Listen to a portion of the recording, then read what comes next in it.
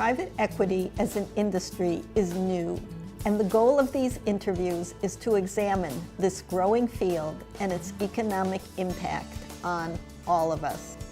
I'm Miriam Varadi, author of the book Merchants of Enterprise, a book about Canadian private equity. Our topic today is private equity versus public markets, and my guest is John Hughes, partner at Deloitte and head of Canada's 50 Best Managed Companies program. This is a program focused on developing best practices among growing businesses.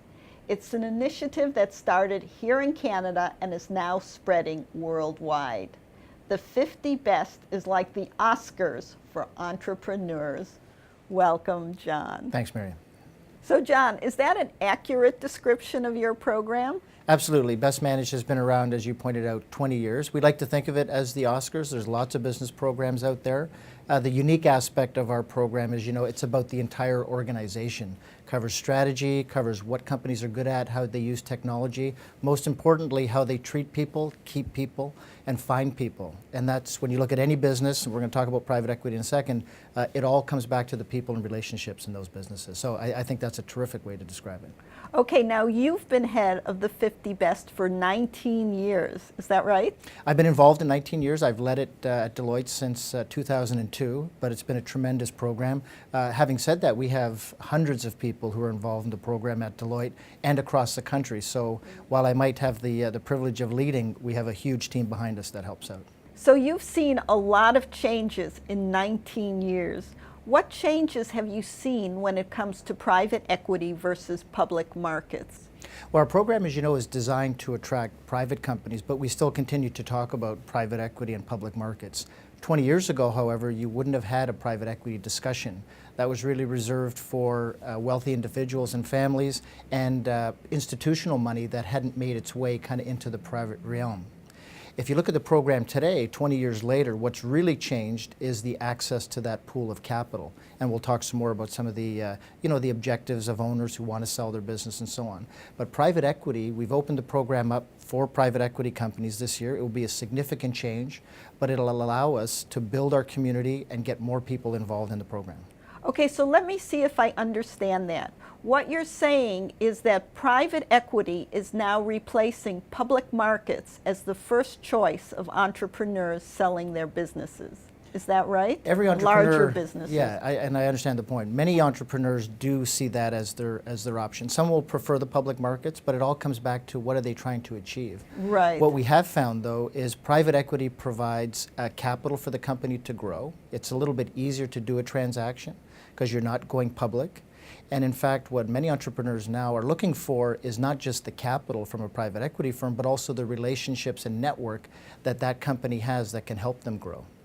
Many of them also get to retain an interest in their particular company, a significant interest that's aligned with the private equity firm. And as they grow the business, they also get to grow their own value as well. Okay, so there's less regulation and more help. Absolutely, yes. Anyone knows public companies report quarterly. You're in the media, you're in the spotlight a lot more than private equity. Private equity allows them to invest and grow and make longer-term business decisions without that scrutiny of the public markets. Now, I understand there's another trend going on right now, and that's the retirement of the baby boomers. How is that accelerating this change? Yeah, it's true. 10, 15 years ago, they said people were going to get older, and they actually did get older. So that's starting to come to pass now, and we see that. If you look at the transaction market now, and much of what's driving these investments of private equity is that succession plan. Those people are retiring and want to get out of the business. 70% of transactions now are driven by a succession plan, meaning they have to or see in the next 5 to 10 years that they've got to get out of the business. So that, although it's a trend, we knew it was coming. Many companies have planned for it, and private equity has kind of come at the right time to take advantage of that. It's an opportunity for them to build relationships, buy companies, and grow those companies into the future. Thank you, John. You're very welcome, Miriam. Great to see you. You too. In summary, private equity is expected to grow.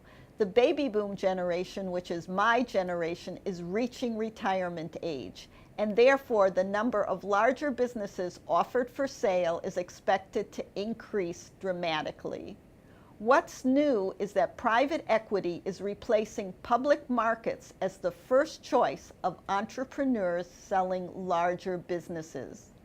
This is due to increased regulation in public markets, which poses as an obstacle to the close of a business sale. In private equity, there's less emphasis on bureaucracy, better synergy between principals, and more focus on growth. This ultimately increases the value of a business. This ends our interview for Private Equity Revealed.